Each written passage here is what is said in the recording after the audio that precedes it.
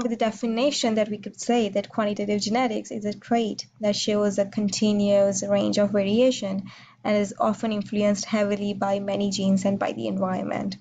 So when we talk about the quantitative genetics, which is a trait that shows a continuous range of variation and is often influenced heavily by many genes and by the environment, and also focus on the inheritance of the complex characteristic whose phenotypes vary continuously, and the relation between the genotype and phenotype is complex because many genes as well as the environmental factors influence the characteristics.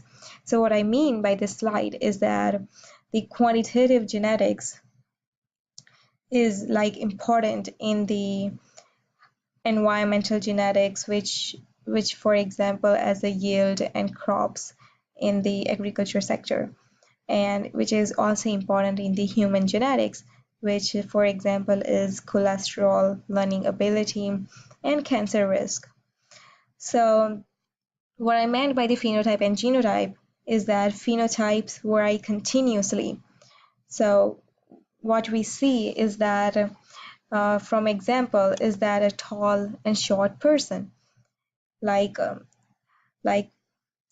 this is the example of the phenotypes which vary continuously, and for example is the human height, which is continuous characteristic because within certain limits people can theoretically have any height, although the number of phenotype possible with continuous characteristic is infinite. We often group similar phenotypes together for our convenience. So for example, in this slide we could see that two people are both, for example, is 5 feet and 11 inches tall. The careful measurement may show one slightly taller than the other. So there might be like a difference between tall and short, but when you compare two tall and you measure them and they both measure similarly of like for example is the 5 feet and 11 inches, when you measure like in the precisely, you could see the slight difference over there. So that is why quantitative genetics is much more important for measurement.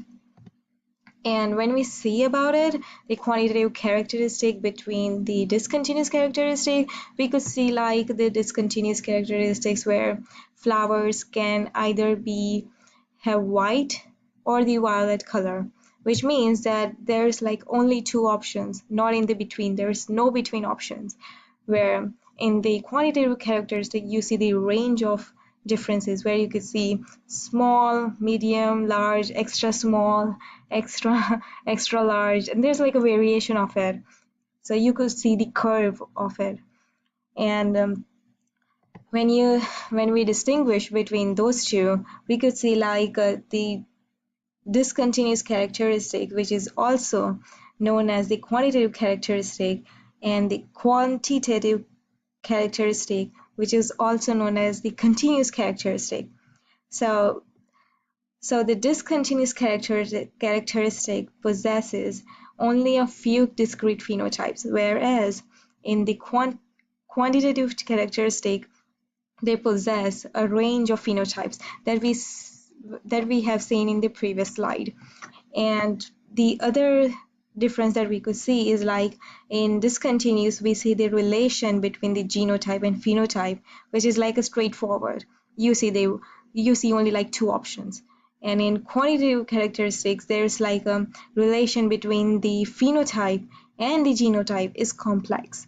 It's because like there's like a range of it. You see a curve. So in the fourth difference that we could see is like it discontinuous, the phenotype is encoded by a single gene, and like there are like 2 or 3 genotypes in the dominance, whereas in the quantitative you see like each trait is polygenic, that is influenced by many genes located at different loci. And that is all I have for today. Thank you.